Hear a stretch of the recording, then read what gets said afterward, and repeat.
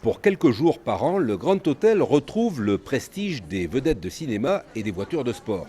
Tous les midis, la terrasse de l'imposant édifice accueille tout le festival à l'heure du déjeuner. L'occasion de se détendre entre deux séances de visionnage dans un décor de rêve où l'on se retrouve entre habitués. Comme je suis venu plusieurs fois, je retrouve des gens, des spectateurs, des gens qui habitent la ville et tout ça. Alors c'est marrant. Ah bonjour, bonjour. Je revois des têtes que je retapisse comme ça, que je reconnais. Alors c'est drôlement sympa. Et puis alors tous les bénévoles, et évidemment aussi des tas de gens que je revois et que je retrouve. Et alors on est dans une ambiance très très chaleureuse, très adorable.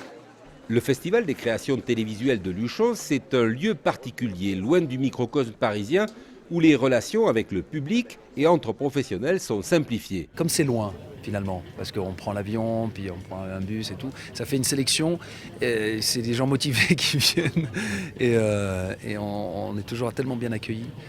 C'est un petit village, et puis les gens sont charmants. Parmi les œuvres en compétition, le documentaire en 2 volets de Frédéric Mitterrand sur Christian Dior. L'auteur et réalisateur a voulu montrer le rôle central qu'a joué Dior dans l'industrie du luxe à la française. C'était un homme qui était très cultivé, qui avait beaucoup de goût, qui savait définir ce qui est vraiment joli et ce qui l'est peut-être un petit peu moins, mais en même temps c'est une chose qui est très très subtile, qui s'explique mal. C'est comme le charme, on ne sait pas. Le charme, c'est 1000 questions sans réponse, on ne sait pas pourquoi. Vous avez du charme, par exemple, je ne sais pas pourquoi. Moi non plus. Je ne sais pas comment expliquer. Et lui aussi, je suis sûr qu'il a du charme. Il est derrière sa caméra. Et ce soir, les people de Luchon se retrouveront sur les pistes pour un dîner très montagne à Péragude.